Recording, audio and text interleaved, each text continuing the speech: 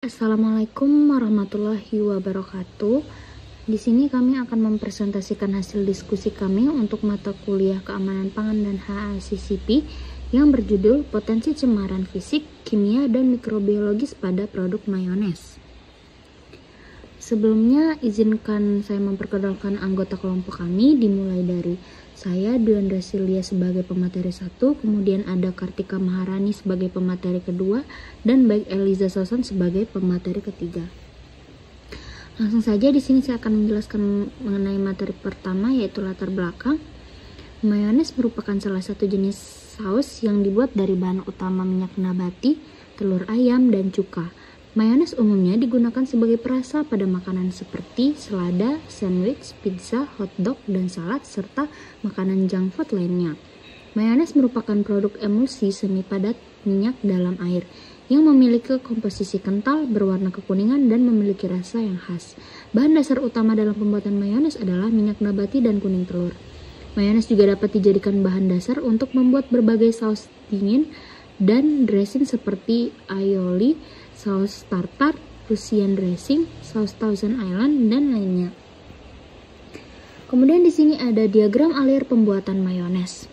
Sebelum dilakukannya proses pembuatan mayones, bahan-bahan yang digunakan harus dibersihkan terlebih dahulu agar terhindar dari cemaran mikroba. Baik, langsung saja saya jelaskan mengenai proses pembuatannya. Yang pertama, kuning telur, mustard, minyak, garam, cuka dicampurkan secara bertahap. Setelah pencampuran selama 1 menit, mayones yang sudah jadi dimasukkan ke dalam jar. Setelah diisi di dalam jar, mayones akan di-steam selama 3 menit. Selanjutnya di sini ada identifikasi bahaya dan pencegahannya. Bahaya yang dapat ditemukan pada bahan-bahan yang digunakan dalam pembuatan mayones berupa bahaya mikrobiologis, bahaya fisik, dan bahaya kimia. Bahan-bahan yang digunakan dalam pembuatan mayones ini sangat beragam, seperti minyak nabati, kuning telur, garam, cuka, dan tak jarang pula ada yang menggunakan mustard. Jadi, penting untuk memperhatikan kebersihan yang ketat selama proses pembersihan bahan baku, proses pengolahan, serta cara penyimpanan bahan pangan dengan suhu yang tepat, dan memperhatikan tanggal kadaluarsa untuk meminimalkan risiko kontaminasi mikroba pada bahan pangan. Selanjutnya, materi kedua akan disampaikan oleh Kartika Maharani. Baik, saya akan menjelaskan tentang kajian resiko bahaya mikrobiologi. Seperti yang telah tertera pada slide, terdapat tabel yang berisikan tentang kelompok bahaya berdasarkan karakteristik masing-masing, sehingga dapat disimpulkan bahwa produk mayones itu termasuk ke dalam kategori resiko tingkat 3. Untuk bahan bakunya sendiri, ada minyak nabati yang masuk ke dalam kategori resiko tingkat 4. Kuning telur itu termasuk ke dalam kategori resiko tingkat 2, mustard termasuk kategori resiko tingkat 3, dan garam serta garam dapur dan cuka itu termasuk ke dalam kategori tingkat 2. Baik, selanjutnya saya akan menjelaskan tentang pohon keputusan CCP bahan baku. Di sini yang tertera dalam slide ini terdapat 3 pertanyaan. Yang pertama adalah, apakah terdapat bahaya dalam bahan baku ini? Yang kedua adalah, apakah proses yang dilakukan itu akan menghilangkan bahaya tersebut? Dan yang ketiga adalah, apakah ada risiko kontaminasi silang terhadap fasilitas atau produk lain yang tidak dapat dikendalikan? Berdasarkan pohon keputusan CCP ini, maka bahan baku yang digunakan dalam pembuatan mayonnaise ini seperti cuka, garam, kuning telur, minyak, dan mustard ini termasuk ke dalam CCP yang karena bahan-bahan baku itu bahayanya dapat dikendalikan sehingga masuk ke dalam golongan CCP. Selanjutnya adalah pohon CCP proses pembuatan. Berbeda dengan yang bahan baku, pada proses pembuatan ini terdapat 5 pertanyaan. Yang pertama adalah, apakah terdapat bahaya pada tahap proses ini? Yang kedua adalah, apakah ada tindak atau pencegahan untuk mengendalikan bahaya tersebut? Yang ketiga adalah, apakah proses ini dirancang khusus untuk menghilangkan atau mengurangi bahaya sampai aman? Yang keempat adalah, apakah bahaya dapat meningkat sampai batas tidak aman? Dan yang kelima adalah, apakah proses selanjutnya dapat menghilangkan atau mengurangi bahaya? Berdasarkan CCP proses pembuatan tersebut, maka pada proses pembuatan mayones terdapat 4 langkah pembuatan. Yang pertama adalah persiapan telur, yang dimana itu masuk ke dalam golongan bukan CCP. Terus selanjutnya adalah pencampuran kuning telur, mustard, minyak, garam, dan cuka itu termasuk dalam golongan yang bukan CCP juga. Selanjutnya adalah pengisian mayonnaise itu bukan termasuk CCP.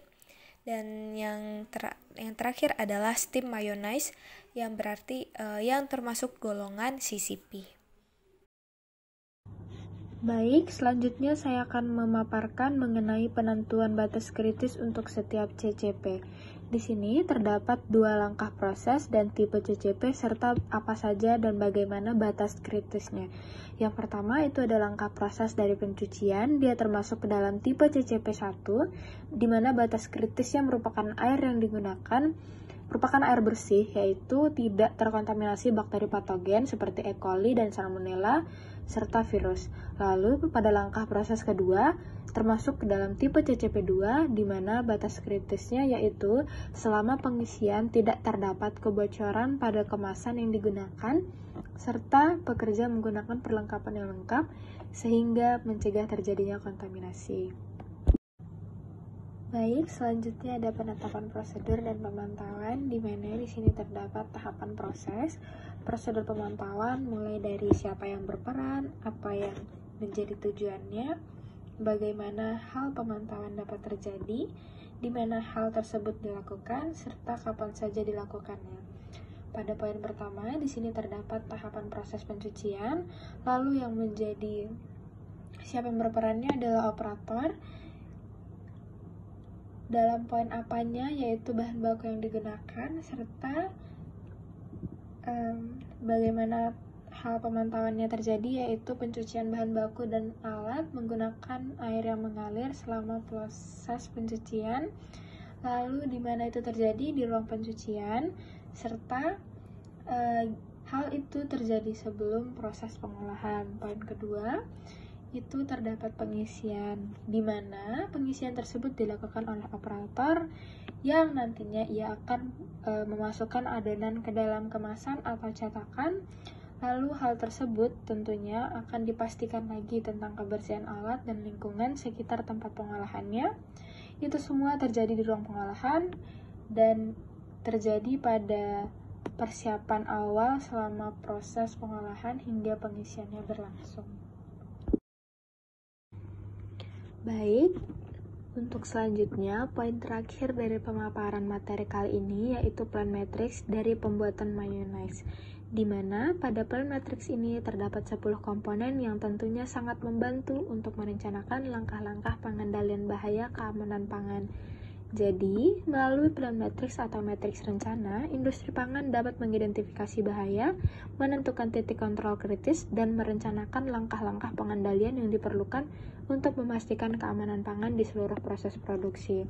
Pada plan matrix yang kami gunakan, itu terdapat 10 komponen, yaitu mulai dari langkah operasional, bahaya, CCP, batas kritis, frekuensi, pemantauan, pemantau, tindakan korektif, verification method, frequency of verification, di mana untuk langkah operasionalnya sendiri itu terdapat 7 poin, yaitu mulai dari penerimaan bahan mentah hingga penyimpanan pada produk jadi. Dapat dilihat di sini untuk penjabarannya mulai dari langkah operasional hingga frequency of verification-nya.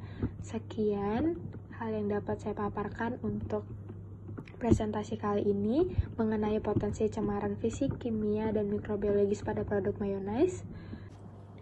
Baik, dengan berakhirnya pemaparan poin terakhir dari presentasi kami kali ini mengenai potensi cemaran fisik, kimia, dan mikrobiologis pada produk mayonnaise, kurang dan lebihnya mohon dimaafkan.